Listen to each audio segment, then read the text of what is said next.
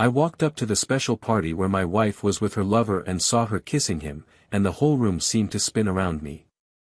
I didn't make a scene, just stared at her for a second and left without looking back. "Take good care of what's left, because there's nothing left of us," I muttered as I left. She came after me 2 days later.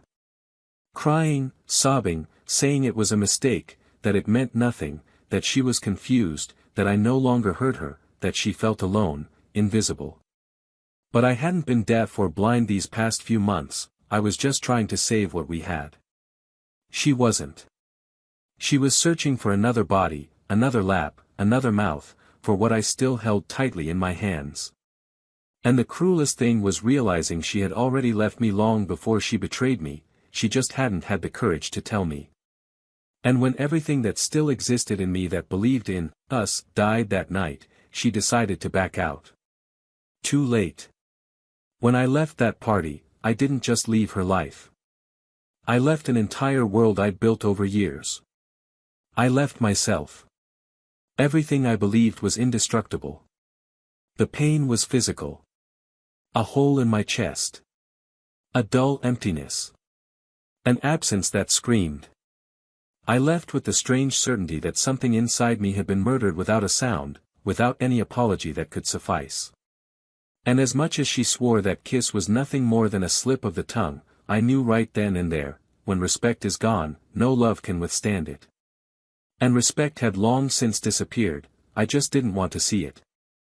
For years, I was the kind of man who believed that love endured everything. That all it took was loving hard enough for everything to fall into place. And perhaps that's why I endured so much. Her absences. Her silences. Her flimsy justifications. Her empty smiles. Her lame excuses for not touching, not looking, not talking. I loved for 4 months. Until I understood that love isn't about desperate effort. Love is exchange. And she had stopped choosing me a long time ago. I didn't make a scene because there was no point in fighting for something I no longer recognized. I left without looking back because, if I had, perhaps my weakest part would have begged to stay. And I couldn't allow that. I deserved more than begging for crumbs of affection. And when she tried to explain, when she tried to recover, all I could see was the version of her that betrayed me without remorse until she was caught. The problem was never the kiss. It was everything that came before it. The coldness, the lies, the cowardice. The kiss was just the final proof that what I loved no longer existed. She told me he didn't want anything serious. That he'd made a mistake. That he'd let himself be carried away by neediness and vanity. That the emptiness grew even greater after I left. That I was the only man who looked at her with true admiration. That she missed me in the little things, in the light on the lamp when she slept, in the coffee I left ready every Sunday, in the way I kept quiet when she needed silence and the way I spoke when she needed direction. She remembered everything, except the exact moment she chose to hurt me. Because the truth is, she didn't slip. She went. Willingly. With desire. With choice. And perhaps the most painful thing was realizing that, even though I regretted every step I took toward that relationship, I still would have tried to save it if she had told me the truth sooner. But she only confessed when she could no longer hide it. When the world spun around me and everything came to a head at a party I never should have attended. They invited me out of politeness. And she clearly didn't expect me to go. Not with him there. Not with that dress. Not with that kiss. But I went. And fate made sure I arrived at just the right moment. That kiss wasn't an oversight. It was a sentence. It was confirmation of what my intuition had been whispering for months, and which I refused to listen to. I stared at her. Not with hate. Not with anger. With the silence of someone who finally understood they'd already lost. And when I told her to take good care of what's left, I was warning myself. Because of the two of us, only I still believed in remaining. She reached out to me months later. I was already with someone else. Someone who listened to me. Who looked at me? Who respected me? Who made me feel whole again, without having to reinvent myself? And when my ex arrived saying she still loved me, that she couldn't sleep, that she couldn't move on, I offered her what was left in me, forgiveness. But not to start over. Forgiveness was my liberation. It was my final point. There was no more room for us. Because her love cost me too much, and I paid the price alone for a long time. She cried. A lot. She begged. She said she'd made the biggest mistake of her life. And maybe she had. Because that man she kissed at the party, the one she chose, didn't stay. He didn't keep any promises. He didn't build anything with her. He left before regret even set in. And, alone, she saw everything she'd destroyed, her partner, her home, her plans, her security. She saw what she lost when she traded me for an illusion. And that pain, that, yes, she would have to bear alone. The most surprising thing was what happened next. She showed up at my wedding. She wasn't invited, of course. She stood at the back of the church, behind a pillar. She thought no one would see her. But I saw her. For a second. And in that second, I realized, she wasn't there to cause trouble. She wasn't there to stop it. She was there to watch. To see what she'd lost taking definitive shape. Me exchanging vows with another woman. Me smiling again. Me looking at someone with the same dedication I once gave her. And her look was the final point of this story. It was the look of someone who understood there was no way back when you destroyed the trust of someone who only wanted to love in peace. She cried. She cried quietly. She left before the end. But I knew. Right then, I knew. Her regret was real. As real as the certainty there was no going back. She lost. And this time, forever. But what she doesn't know, what perhaps no one knows, is what happened the week before that kiss. A detail that changes everything. A decision I was about to make. A gesture that, if it had happened in time, might have prevented everything. But fate sometimes has its own plans, and doesn't always warn when it's going to change course. And that's where the Real story begins. Welcome to the channel. Here, no type of betrayal is romanticized or encouraged. On the contrary, our stories profoundly demonstrate how infidelity destroys not only relationships, but also dignity, trust, and true love. All narratives are fiction, but based on real feelings and situations, to make you reflect and feel each choice, each consequence. Get ready now to dive into a story shocking, intense and unforgettable. Press play, and may the truth hurt where it needs to hurt. High atop a glass and concrete building, with a panoramic view of the city's beating heart, lived a couple who seemed to have found, amidst the daily chaos, a rare kind of peace. They weren't perfect, nor did they try to appear so. But there was a silent connection between them, the kind that doesn't need to be announced in public or reaffirmed every moment. A look, a small gesture, a brief absence was enough for the other to notice, feel, and be there. His name was Daniel, a man who carried within him a kind of calm that was disarming. He wasn't the expansive type, nor did he make a point of shining in crowded places. He was discreet, observant, gentle with details, and possessed a quiet strength that revealed itself in the little things, in the way he listened without interrupting, in his care for other people's time, in his patience in dealing with the world's flaws. He had worked for years to build a stable life, and when he found Isabella, he felt he finally had something more valuable than any achievement, an emotional home. Isabella was different. She had a unique light, a restless, vibrant way, eyes that seemed to be searching for something even when she claimed to be at peace. She was always in a hurry, to live, to resolve, to feel. She was passionate about art, long conversations, and the idea of being loved intensely. When she met Daniel, it wasn't exactly love at first sight, but a deep curiosity that arose and grew over time. She found his silence strange at first, thinking there was a certain coldness in his reserved manner. But gradually she came to understand that, in that silence, there was a rare kind of listening, a complete presence. He didn't interrupt her. He looked at her deeply, as if wanting to understand what lay behind every sentence, every expression. And that, for Isabella, who had spent much of her life surrounded by superficialities, was like a breath of fresh air. Their relationship was built slowly, with bricks of respect, conversations about fears and old memories, good days and hard days. They lived in a spacious apartment decorated with a mix of both their tastes, abstract paintings that Isabella loved and rustic wood pieces chosen by Daniel on trips he'd taken alone before meeting her. To outsiders, they were the ideal couple. Friends commented on how they complemented each other, how her energy illuminated his introspection and how his calmness brought balance to her intensity. But what no one saw was that, even in the best stories, there are subterranean layers that grow silently. And sometimes, it's these layers that begin to crack what seemed solid. In the early years, Isabella was enchanted. Daniel's way of organizing books alphabetically, the handwritten notes he left around the house, the way he listened to her even when she talked about things he didn't understand, like contemporary art or interactive exhibits.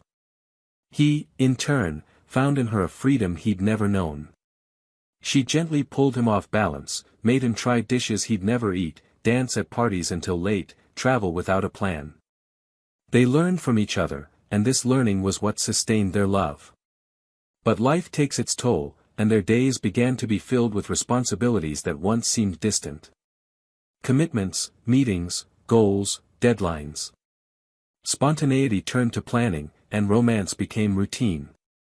There was still affection, but sometimes the silence between them stopped being comfortable and became uncomfortable. Isabella began to feel misunderstood. Daniel withdrew more and more when something distressed him, and this irritated her. She wanted him to be more direct, to fight, to talk, to provoke her. And he, on the other hand, didn't understand why love had to be so loud.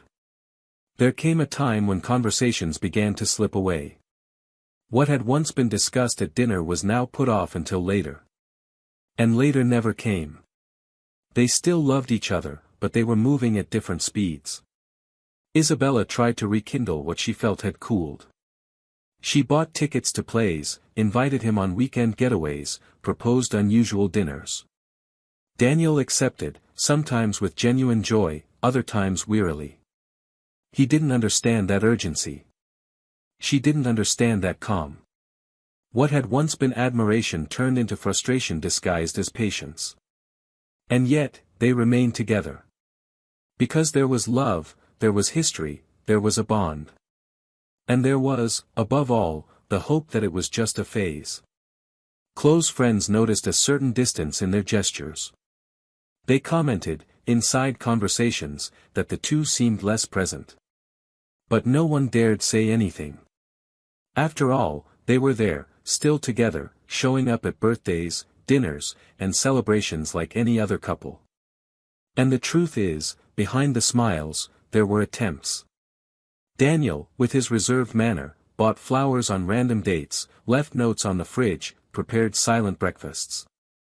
Isabella, with her intensity, tried to control herself so as not to demand so much, took a deep breath during arguments, remembered the good times with a kind of active nostalgia, as if she could go back to the beginning with willpower. But there was a growing restlessness in Isabella. An emptiness she couldn't name. And as much as she knew Daniel loved her, there was something inside her that screamed for a kind of connection she no longer felt. It wasn't that he had changed. He'd always been like this. But perhaps she had hoped that, over time, he would transform into the kind of man who spoke more, reacted more, was more jealous, more impulsive, more confrontational. And he, being who he was, loved silently, but he loved. And it also pained him to see that what had once been enough was now no longer enough. They began sleeping at different times. Waking up without kissing. Eating without discussing the day. Words became more matter-of-fact, touches more rare. There was still affection, but the fire that had once united them seemed dormant. And neither of them knew quite how to rekindle it. Daniel held out hope. He thought everything would settle down in time. That they were just tired, that all it took was time away from external pressures for everything to return to the way it had been. Isabella, however, was beginning to think that perhaps that kind of love was no longer enough for her. Even so, there was commitment. And commitment, for Daniel, was sacred. He believed that relationships are sustained by the daily choice to stay.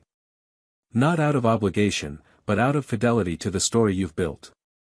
He believed that love went through phases, and that the most beautiful thing was precisely to continue choosing someone even when the initial euphoria faded. Isabella tried to believe this too. But sometimes, when she was alone, she found herself imagining what it would be like if she'd made different choices. Not because she wanted to give up on Daniel, but because she wondered if there was something wrong with her for not feeling fully satisfied. It was during this period of silence and unspoken attempts that something began to shift. Not explosively, but like a subtle crack in an old wall. Invitations began to appear, which Isabella accepted alone. Events, parties, dinners with friends that Daniel, out of fatigue or disconnection, missed. And she, at first, would return home wanting to tell how it went, wanting to share. But seeing his indifference, even if calm, she fell silent. And this lack of sharing gradually created a space between them. A space where boredom, doubt, and perhaps, without either of them realizing it, an emotional distance difficult to reverse, could reside. Daniel, though discreet, noticed. But he didn't know how to react. He believed it was just a phase.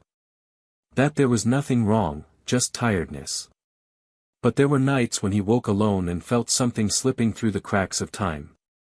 Still, he didn't question it. Because he trusted her. He trusted what they'd built.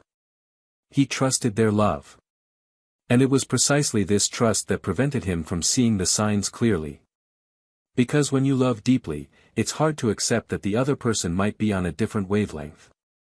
And he preferred to believe what he felt rather than see what was right before his eyes. Isabella, for her part, was drowning in confusion. She knew Daniel was a good man. She knew he loved her, even without grand gestures. But she missed something she couldn't name.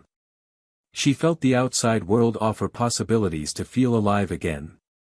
And this feeling, though confused, began to grow within her.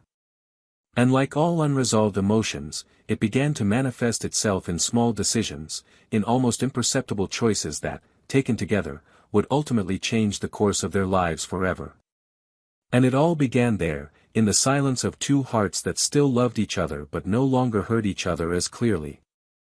And it was in this scenario, where love still existed but no longer sustained everything, that the real story began to unfold, with small gestures, stifled desires, and a feeling of longing that grew like a shadow in the late afternoon.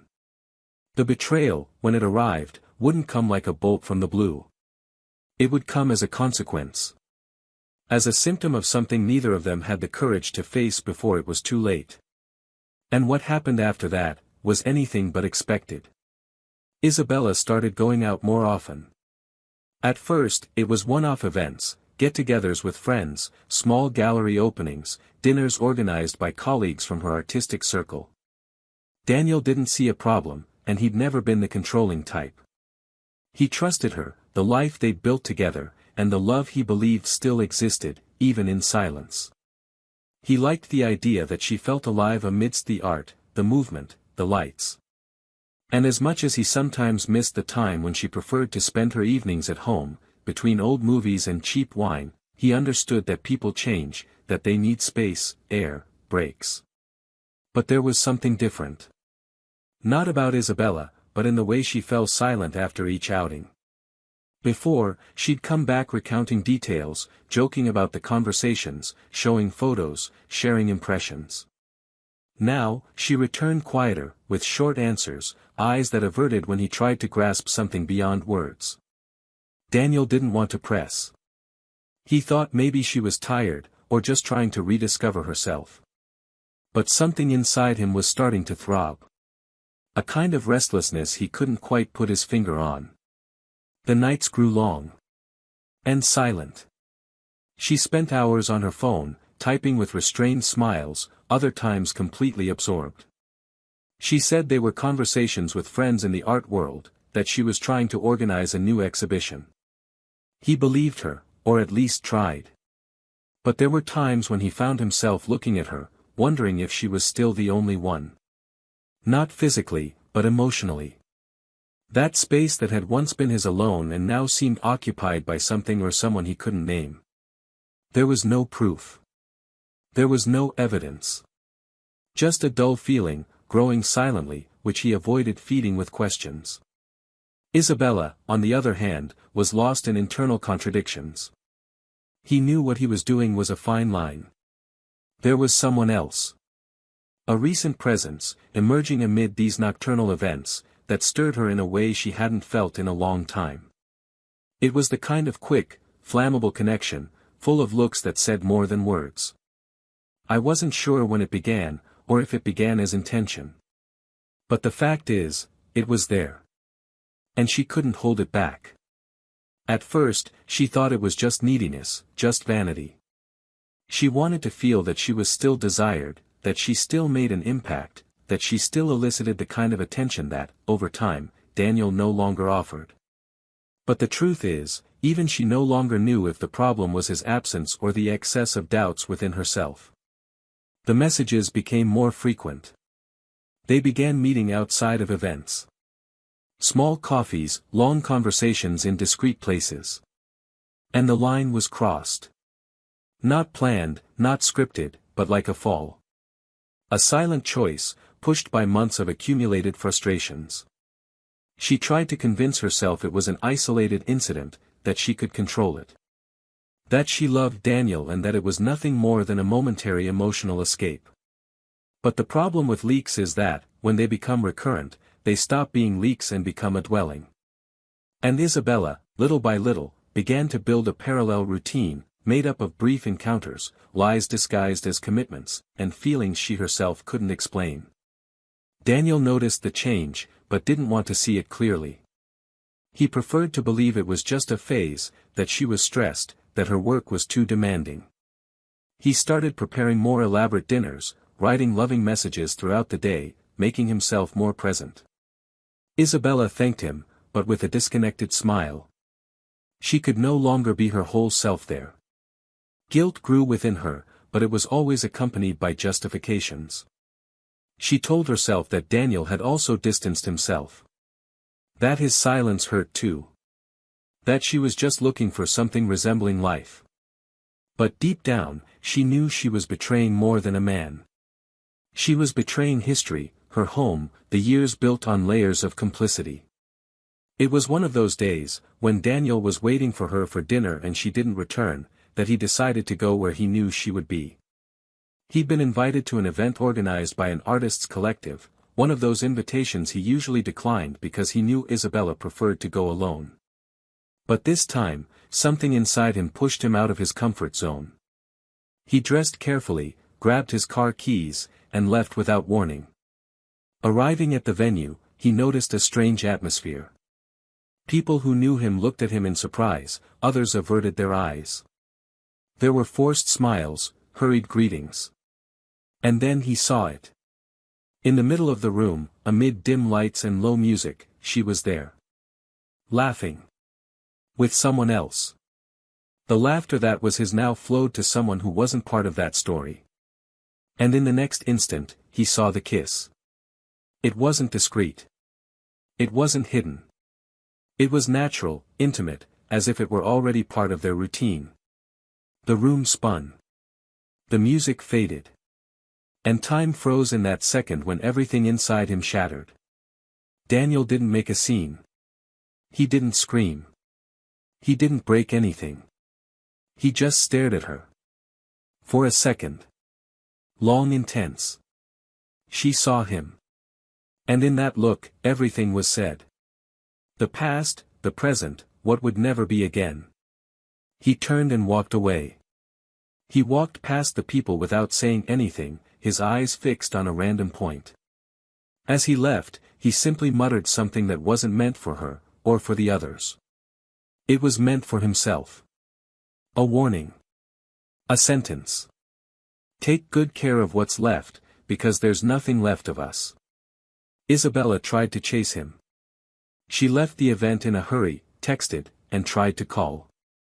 But Daniel didn't answer. She returned home and couldn't find him. The apartment was tidy, untouched, but it seemed empty of something essential. The next day, he returned. Calm. Serious. And he said, with a calmness that hurt more than any shout, that he needed time. He didn't argue. He didn't ask for explanations. He said that from then on, everyone would mind their own business. She tried to talk, tried to justify herself. But he wouldn't listen. The following days were confusing. Isabella was torn apart inside, but still tried to convince herself that things could be fixed. The other man, the one she'd crossed the line with, began to pull away. He claimed he'd never promised anything, that she was confused, that she didn't want to get involved.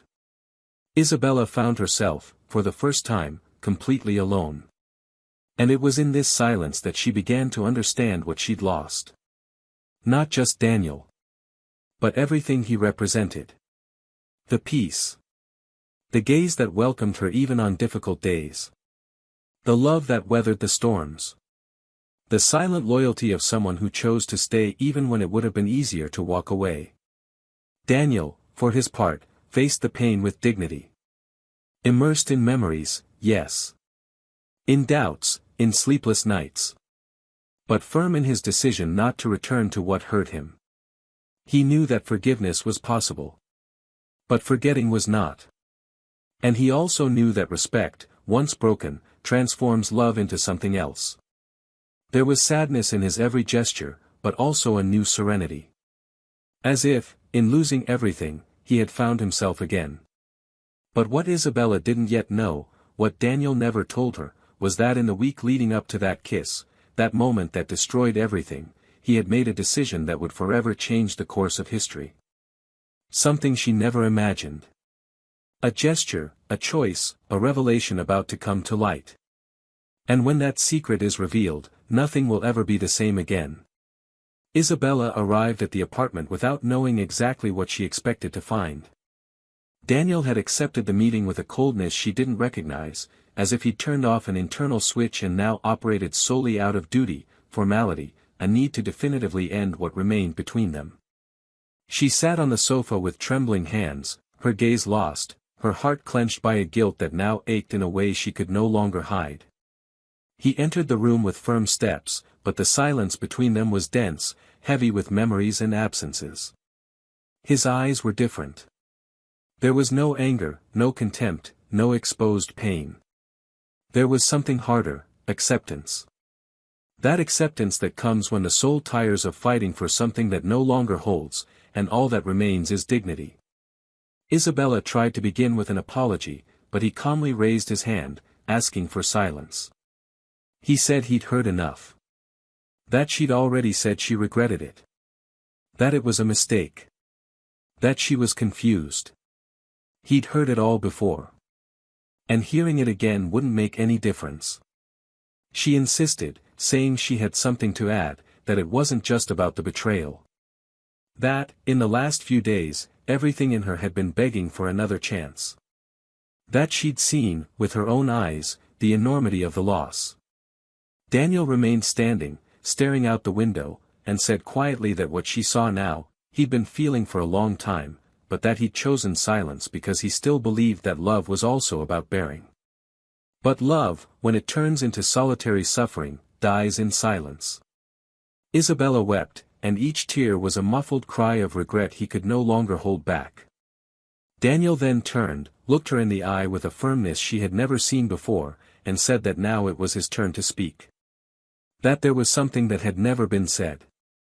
Something he had kept to himself, not out of cowardice, but because he wanted the moment to be perfect. He said that a week before the party, he had bought 2 tickets to Italy, booked a hotel in Florence, and chosen a restaurant on the banks of the Arno where, on that very trip, he planned to ask them to renew their wedding vows. He took a crumpled envelope from his pocket and handed it to her. Inside were the travel papers, the name of the hotel, the restaurant reservation, and a small blue velvet case containing 2 new, simple, delicate wedding rings, inscribed, "Choosing you again, every day." Isabella held her breath. She opened the case with trembling fingers and, seeing the rings, collapsed to her knees. That gesture, that plan, that intention, all of it hit her harder than 1,000 accusations. Because in that moment, she understood that, while she was lost in doubts and vanity, he was silently dedicating himself to winning back something he had never stopped loving. She begged for forgiveness.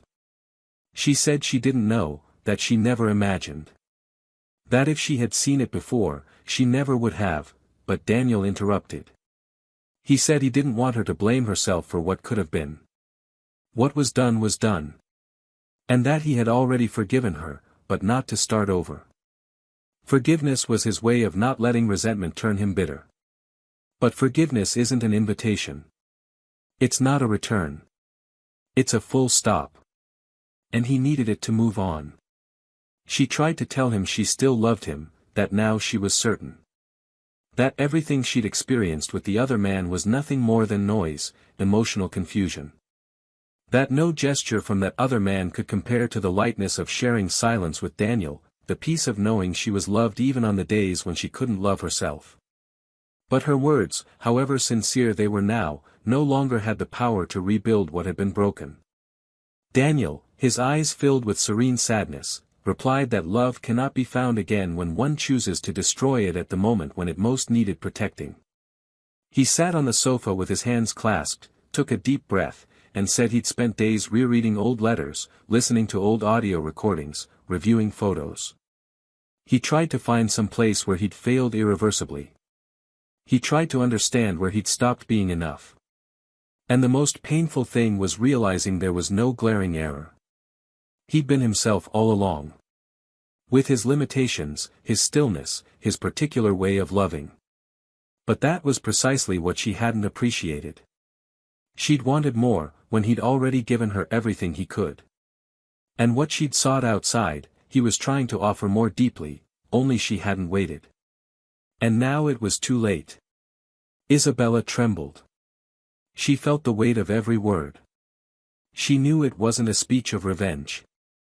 It was simply the raw truth, stripped of any romanticization. She asked for one last chance. Not to return to the past, but to build something new. She said she could learn to listen, to respect, to appreciate the little things. She said she now saw the grandeur of what he did in silence, and that she was willing to rebuild everything, even if it took years. But Daniel responded with a sentence that stuck in her like a knife. The problem, Isabella, is that love can only be rebuilt by those who didn't destroy it. And I didn't destroy it.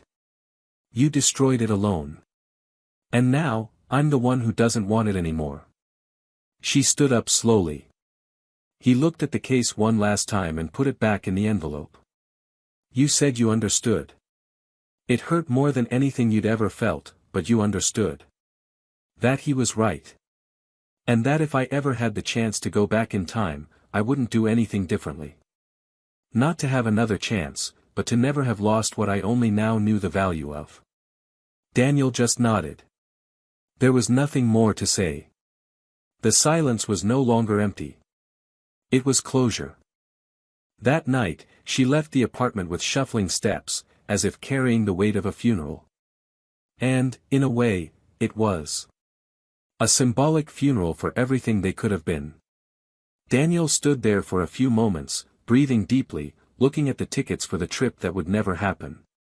Then he got up, calmly gathered everything, put the pencil case in the bottom drawer of the closet, and turned out the lights. But fate, which had already made its first move, still had one last piece in store. A coincidence that was no coincidence. An unexpected presence. Something that would emerge in the next action and show that, even when all seems lost, life is still capable of surprising. Because the void left by Isabella was about to be filled by something she never imagined. And while she began to understand the true price of her choices, Daniel was about to discover that love, when true, cannot be repeated, but can be reborn elsewhere. In another gaze. In another soul. And that would change everything. The weeks that followed were a kind of silent resurrection for Daniel. He didn't seek to understand, much less discuss, the past. He didn't dwell on the details of the fall, he didn't replay scenes, he didn't relive conversations. He just kept going. Not out of force or coldness, but because he understood there was something liberating in no longer insisting on something that wouldn't embrace him back. The pain that had burned in the early days was now just a discreet ember, still warm but controlled. He went back to walking in the mornings, listening to his favorite songs without the taste of each verse bringing back painful memories. He began accepting previously ignored invitations, reconnecting with old friends, and even allowing himself to smile more occasionally, not as an escape, but as a small return to his own skin.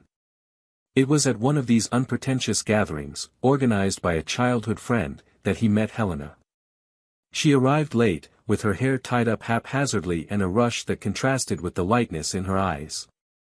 She had a way of observing before speaking, and when she did speak, she spoke with depth. It wasn't long before they exchanged long glances, then smiles, then words. They talked for hours that night. About books, travels, failures. About silences. She had gone through a divorce 2 years earlier, and her face bore not sorrow, but subtle scars that only those who have survived the end of something true can carry with dignity. Daniel didn't mention Isabella. Helena didn't ask. And perhaps that was what brought them together, the absence of pressure, of expectation, of urgency. It was like walking through a minefield with the ease of someone who has defused so many bombs that they now know exactly where to step. The encounters continued. Little by little. No promises. Just presence. Helena laughed easily and asked profound questions. There was a peace in her way of being that reminded Daniel of a forgotten version of himself. She didn't demand, she didn't press. She simply walked alongside. One day, sitting on a park bench after coffee, she said, with the simplicity of someone who doesn't dramatize feelings, "You have a way of listening that makes silence seem like a conversation." Daniel laughed in surprise. It was the first time in a long time that someone had seen him completely, without asking him to change to fit another kind of love. Meanwhile, Isabella lost herself in an empty routine. The other man had completely disappeared, blocking her in every possible way. Mutual friends began to drift away without explanation. She began receiving fewer and fewer invitations to the events that once filled her nights. The city began to feel too small for so many memories. She tried to go back to painting, to writing, to finding herself, but everything felt interrupted. Guilt gnawed at her more intensely than she could show. It wasn't just for betraying Daniel. It was for betraying herself, her own promises, her own truths. One day, without planning, she came across Daniel and Helena walking hand in hand, smiling, talking complicitly. It wasn't a theatrical scene. There was no ostentation, no revenge. Just two bodies that seemed to belong together. Isabella froze for a second. Daniel saw her, recognized her gaze, and simply gave a slight nod. A polite but distant nod. That hit her harder than any words. Because, in that second, she understood that he wasn't trying to put on a good show, he was well. Really. No masks. And the worst part wasn't seeing him with someone else. It was knowing that he had rediscovered exactly what, for some reason, she believed no longer existed between them. Later that week, Isabella decided to write a letter. Not to ask for his return. Not to change what could no longer be changed. But because she needed to get something out of her system. She handed him the letter, asking him to read it slowly. Daniel accepted. He waited 2 days until he was ready. He sat alone on his porch, hot tea in hand, the silence his companion. The letter began with an apology but soon turned into a raw outburst. She spoke of the internal pressures, the holes she tried to fill with noise, the fear of being invisible.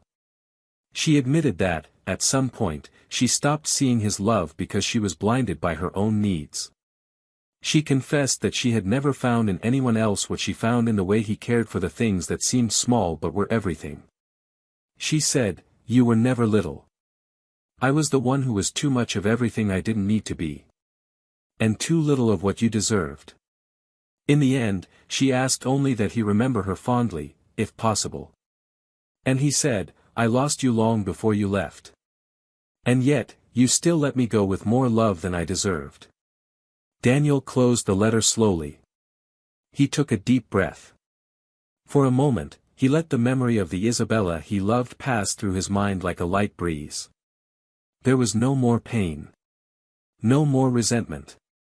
Just an old feeling that now seemed to belong to another time. He put the letter in a box along with old photos, tickets from past trips, and the tickets to Florence that had never been used. It wasn't an altar to suffering. It was a kind of intimate museum.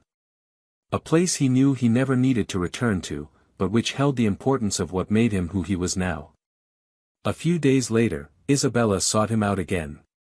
She said she didn't want to disturb him, that she wasn't there to relive anything. She simply wanted to return something she'd found by chance, an old sketchbook of his, which was among her books. She handed it to him carefully, and before leaving, she said, "Life has returned you in peace. And that, Daniel, is the greatest punishment I could receive. Because now I know that my absence is exactly what freed you." He thanked her sincerely. He said he hoped she would someday find the same kind of peace. She nodded, her eyes brimming, and left. It was the final goodbye. Not just to the relationship, but to the guilt, the attachment, the cycle. Daniel returned home that night to find Helena preparing something simple in the kitchen. When she saw him enter, she smiled with a gleam in her eyes that asked for no guarantees. He hugged her from behind, rested his face on her shoulder, and remained there, silent. I didn't need to say anything. The peace Isabella had mentioned was real. But it wasn't just about being with someone new. It was about finally being whole with someone who saw him without asking him to stop being who he'd always been. The past no longer defined him. It was just a closed chapter in a book that was now taking a different path. At the end of that week, Daniel and Helena traveled together. Not to Italy, as he had planned with Isabella, but to a place he had never been with anyone. A new place, for a new story. During a walk by the sea, Helena asked, without any pressure, "Do you still miss her?" Daniel paused for a moment, looked at the horizon, and calmly replied, "I miss who she was when she loved me. But today, what I have with you is what I've always sought, love with peace, with presence, with truth. This doesn't give me room to miss what hurt me." She smiled. She said nothing. She just held his hand tighter. And so, between new pages, simple gestures, and a rare kind of serene love, Daniel moved on. The pain had passed, the disappointment healed, and forgiveness had fulfilled its purpose. He no longer needed promises, nor forced new beginnings. He had what he'd sought for years, someone he chose to be with, even when the world demanded haste. And that, for someone who has known the taste of betrayal, is the kind of love that cannot be negotiated. It's the kind of love that, when it arrives, doesn't hurt. It heals. The days that followed Daniel and Isabella's final conversation were not filled with euphoria, nor with any sense of victory or justice. They were silent days, marked by a mature calm, a serenity born not of indifference, but of the awareness that everything that needed to be said had already been said, and that there was nothing left to prove, either by him or her. Daniel went about his daily life with ease, but without haste. Life no longer demanded immediate answers, and for the first time in a long time, he allowed himself to live without the anxiety of resolving, repairing, or rebuilding. He had accepted that certain relationships don't break in a single moment, but slowly crumble through repeated choices, through long silences, through absences disguised as presence. And when they finally break, what remains is not the desire for revenge or return, but the understanding that moving forward is the only dignified path. His relationship with Helena evolved with the naturalness of encounters born not of necessity, but of continuous choice. There was a growing intimacy between them that required neither exaggerated displays nor grandiose promises. They knew where they were standing because each step was built with honesty. Daniel learned, day after day, that a healthy relationship isn't one that sweeps you off your feet, but one that teaches you to walk firmly, lightly, and carefully. Helena had a delicate way of not invading his past, but at the same time acknowledging its existence, and this maturity allowed Daniel to open up without fear. For the first time, he felt he didn't need to be more than he was, nor hide the parts still healing. And because of that, he could be whole. Isabella, for her part, sank into a different kind of silence. A silence that no longer screamed regret, but carried with it the weight of knowing she had crossed a line that would never be erased. She spent hours staring at the empty spaces of the apartment, remembering small things that once seemed inconsequential, the way he arranged the cushions before lying down on the sofa, the silent ritual of breakfast, the way he watched her when she talked about art even though she didn't fully understand it. It wasn't the grand moments that haunted her now, but the details. Because it's the details that sustain a life together, and that was exactly what she missed. She tried to move on, as many had advised. She tried to fill her time with work, with courses, with new people. But it all seemed too superficial, too fleeting, too cold. And the cruelest part was knowing that it wasn't about not finding anyone worthy of Daniel, but about recognizing that, deep down, she herself was no longer the person he deserved by her side. And that truth hurt in a way that no tears could fully express. One afternoon, while organizing her old things, Isabella found a notebook of unfinished sketches. Among the pages was a self-portrait she had made during one of the calmer phases of their relationship. Her features were light, her eyes more lively, there was something in that drawing that seemed no longer present in her current expression. She stood there, still, observing her own image as if staring at a stranger. That woman in the paper was someone who believed she was loved, and more than that, someone who knew how to love in return. Isabella didn't cry. She simply closed the notebook and put it in a box, as if accepting that some versions of herself die along with certain choices. The pain was now silent, but carried the strange dignity of someone who learned from their mistakes without looking for external blame. She no longer blamed Daniel for leaving. In fact, she began to admire his courage. Because, in the end, leaving is also an act of love, self-love. Meanwhile, Daniel's relationship with Helena was taking on new forms. There was no rush to label things, but there was a growing consistency. Simple dinners at home, unpretentious outings, conversations that flowed without barriers. Helena had the wisdom of someone who has fallen and gotten back up, and this made her presence comforting. Daniel, in turn, was beginning to discover a kind of quiet joy, a happiness that doesn't announce itself, but is felt in the gaps of everyday life. He began writing again, something he hadn't done since before his marriage to Isabella. Loose texts, aimless, but filled with truth. Writing was like returning to himself. It was like gathering the remaining parts and rearranging them in a new way, without resentment, without haste, without urgency. A dilemma began to form within him, subtly but inevitably. Helen loved him. He also felt a growing love for her, but there was still something inside him that begged his attention, the memory of an old love that, though ended, still lived within him somewhere. Not as a desire for return, but as a scar that sometimes throbs.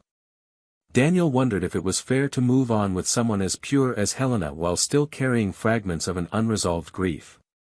But it was one night, when he shared this with her, that he understood how truly he was in the right place. Helena listened to him in silence. And then she said, with gentle firmness, "I don't want to heal you of anything, Daniel. I don't need you to be clean of the past to be with me. I just need you to be true to me now. The scars are part of it. I have mine too. And maybe we're never completely ready, but when there's respect and choice, love blossoms all the same." He didn't answer immediately. He just held her hand tightly. It was as if those words had stitched something inside him that was still loose. It wasn't about erasing the past, but about integrating it into the present with honesty. And there, in that simple gesture, Daniel knew he was loving again, with maturity, with lucidity, with surrender. Isabella, for her part, made a silent decision. Without sending messages, without making a fuss, she began to distance herself from everything that directly reminded her of Daniel. She changed her address, her cell phone number, and started over in a different space, with different references. Not to escape, but out of respect. He knew that any attempt to stay close would be a way of clinging to something that no longer belonged to him. And, more than that, he understood that true redemption doesn't come when others forgive us, but when we are capable of changing even knowing no one else is watching. Life went on. Daniel and Helena began planning a trip together. A simple destination, nothing overtly symbolic. Just the desire to be together, far from it all, free from the burdens of the past. Isabella immersed herself in social projects, rediscovered an old calling for teaching, and began giving art classes to children. Her face still carried shadows, but now there was a soft, discreet light, like someone who had learned to walk in the dark and understood that guilt can transform into learning if not fueled by pride. The story between Daniel and Isabella had no romantic reunion, no forced reconciliation. It had closure. It had recognition. He had a definitive but dignified goodbye. And the moral dilemma that remains, the mark that lingers, is this: how far does forgiveness go? And can love, when it's true, survive disloyalty? The answer perhaps lies precisely in how each of them chose to move forward, not as victim or villain, but as flawed human beings who, at some point, lost each other and themselves. The greatest impact came not from the betrayal itself, but from the belated realization that what was broken could no longer be rebuilt. And yet, life went on. With new loves, with new paths, with the weight of what was lost and the lightness of what could be saved. But even with all the reconstruction, there was something that still needed to happen. Something that, though seemingly resolved, still pulsed silently. One last choice. One last gesture. One last encounter. Because some stories, even after the full stop, still have a comma that insists on being written. And that comma was about to emerge unexpectedly, like a whisper of fate, about to become a word. Helena arrived at the apartment shortly after 6, carrying a white wine in her bag and a faint scent of lavender. Daniel was waiting for her in the kitchen, chopping ingredients for a simple dinner, the kind that doesn't require elaborate recipes but carries meaning beneath the surface. The week had been particularly intense, not because of anything specific, but because of a subtle accumulation of sensations and memories that, no matter how much he tried, he still couldn't completely erase. It wasn't pain, it wasn't longing, it was something else, a remnant of the past that manifests itself in long silences, in thoughts that linger beyond what's necessary, in questions that don't need answers but arise nonetheless. Helena sensed this upon entering, but didn't say anything immediately. She simply took off her shoes, walked over to him, and rested her chin on his shoulder, watching him slice tomatoes with almost meditative precision. Daniel paused for a moment, touched her hand resting on his waist, and said, without turning his face, "I think I need to talk to you about something I haven't finished with." Helena didn't move. There was no tension in her body. No flinching. She simply said, "Speak. I'm here." Daniel dried his hands, turned off the stove, and pulled out a chair. They sat face to face, without the rush typical of difficult conversations. He took a deep breath, searching for words that wouldn't hurt, but that were honest. "I feel like my story with Isabella is over. That I've closed the door on what we were. But sometimes, when something moves me, when I see a place that reminds me of something, I'm still touched by it all. I don't want you to think there's room for her here," he said, pointing to his chest, "but I also don't want to hide from you that I'm still dealing with those memories." Helena kept her eyes fixed on his, and her answer came with unexpected serenity. "It's not about not feeling, Daniel. It's about what you do with what you still feel. I've been there. I also loved someone who hurt me. And I needed time to transform all of that into learning. You don't owe me perfection. You owe me presence. And that's what you've given me." He lowered his head for a moment, touched by a compassion he'd rarely experienced in his life. The woman before him not only understood him, but embraced even what he didn't know how to handle. And that maturity disarmed him more than any forced romanticism. They changed the subject easily. Dinner passed amid laughter, childhood memories, and plans for a weekend out of town. But something had clicked between them. A space of trust was created there, in that calm dialogue, and this further strengthened the bonds that had been patiently forged. Meanwhile, Isabella was going through a quieter process of rebuilding.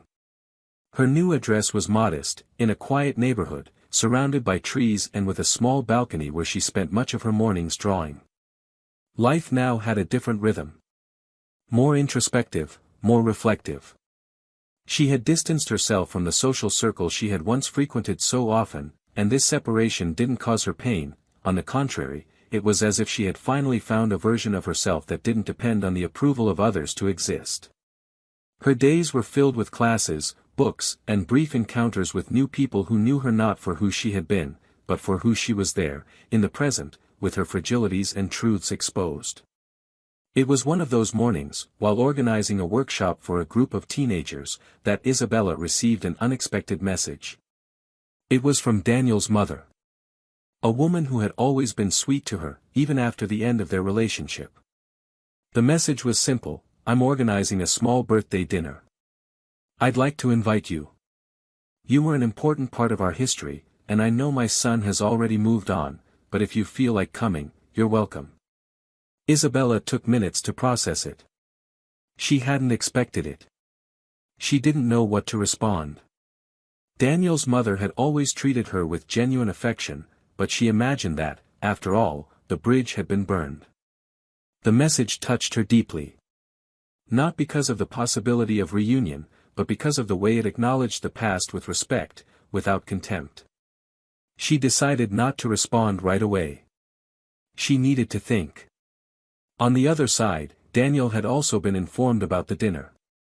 He knew it would be an intimate affair, with few people. He said he would bring Helena, and his mother, with the same affection as always, simply nodded. She didn't comment. She knew everyone now had their place. On the night of the dinner, the atmosphere was welcoming, with warm lighting and soft music in the background. Daniel arrived with Helena and, as usual, was greeted with hugs, toasts, and smiles. They were at ease, but something in the atmosphere changed when the doorbell rang and Isabella entered.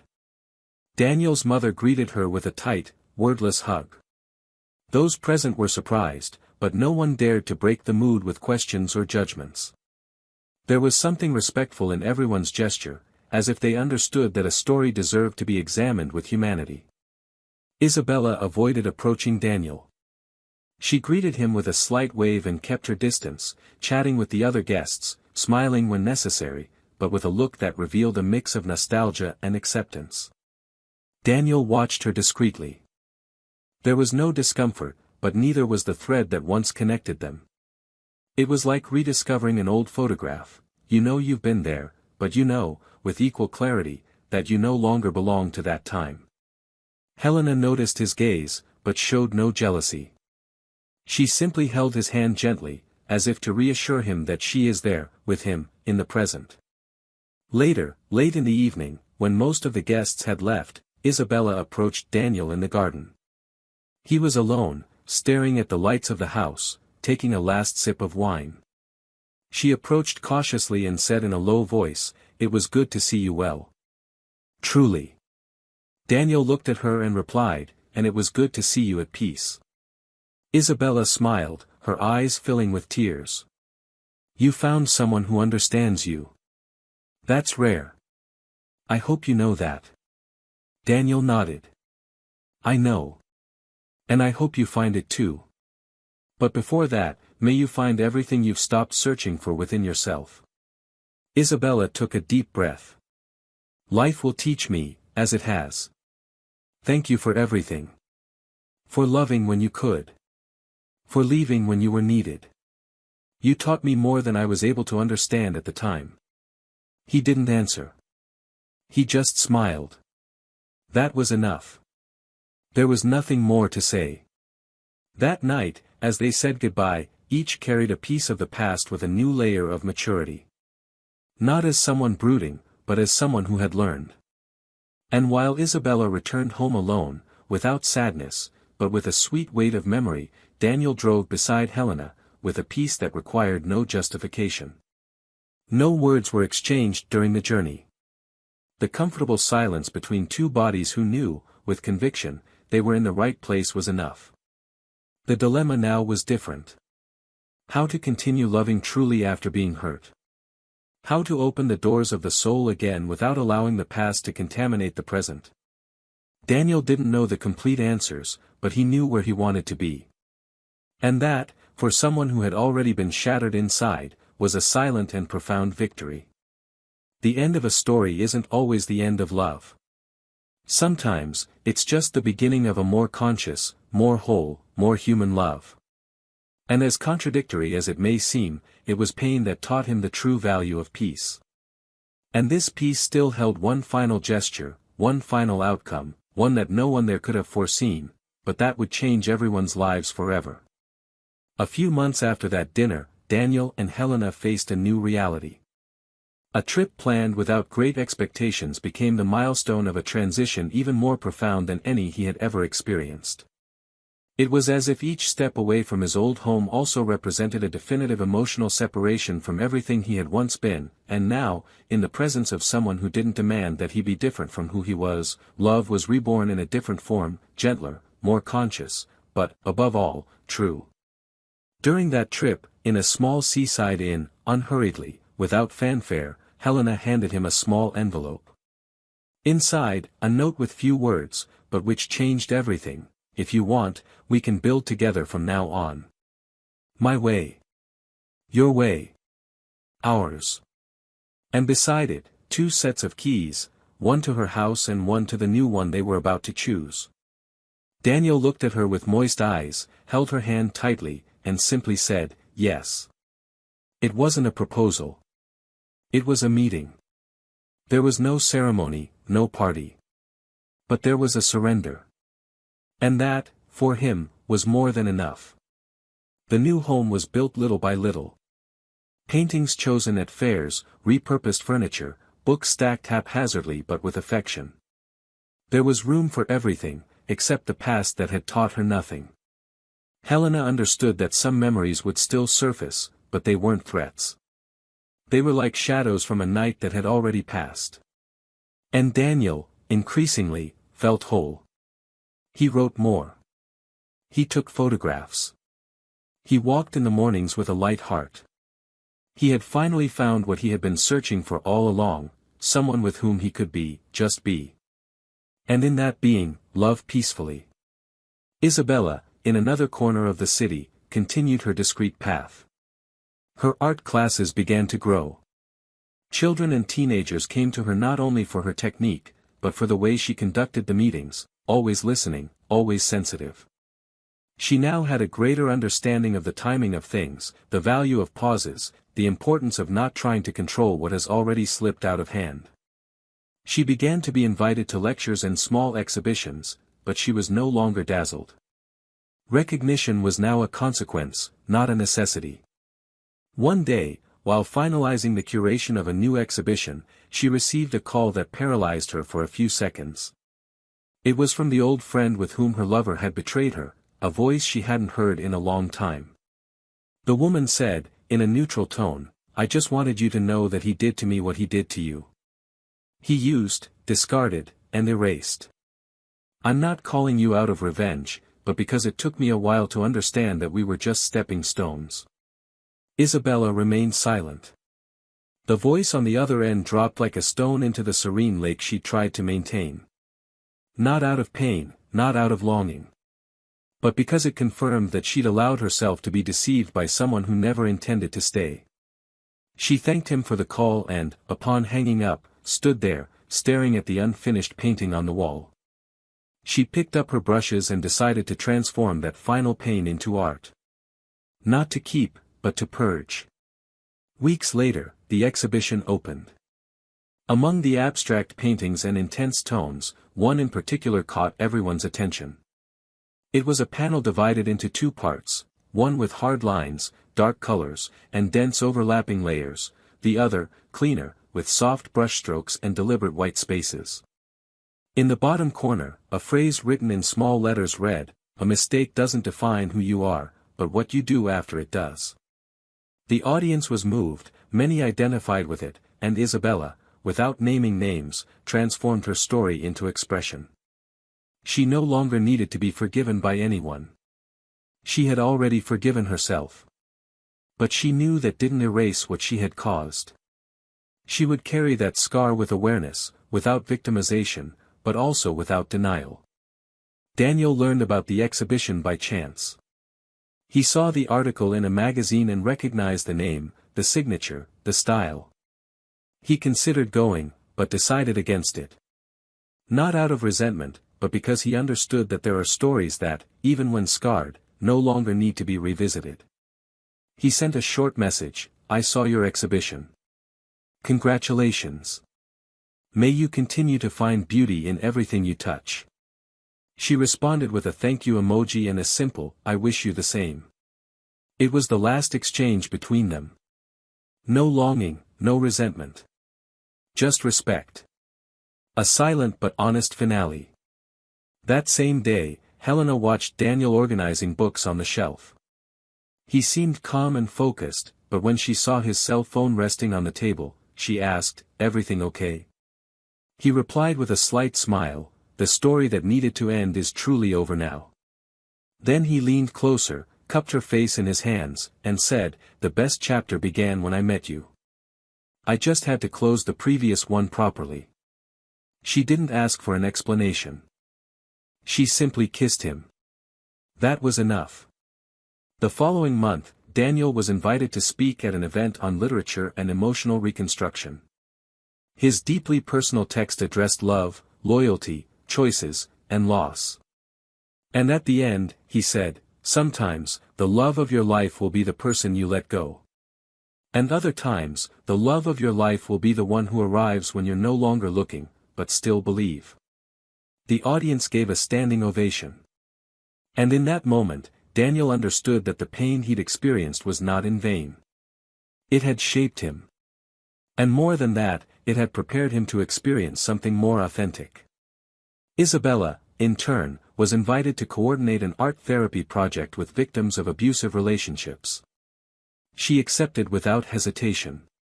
Now, her talent was no longer just expression and became healing. She no longer carried guilt as punishment, but as responsibility.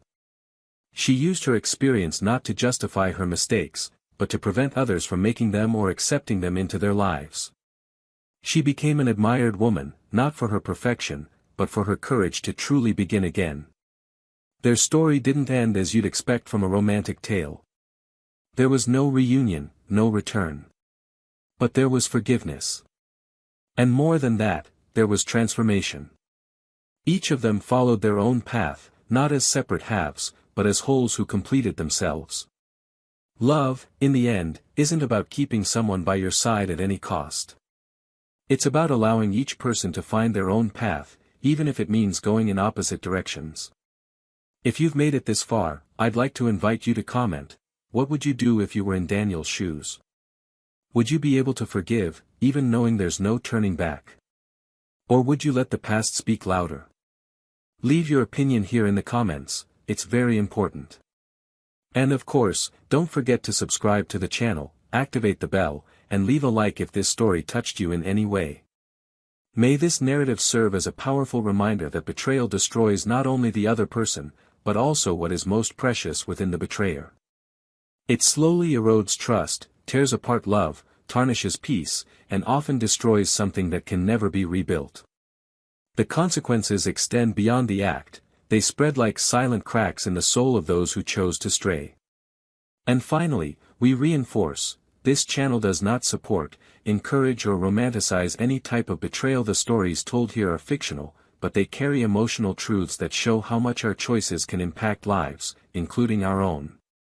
May the reflection remain, may the learning endure, and may respect never be negotiable. Until the next story.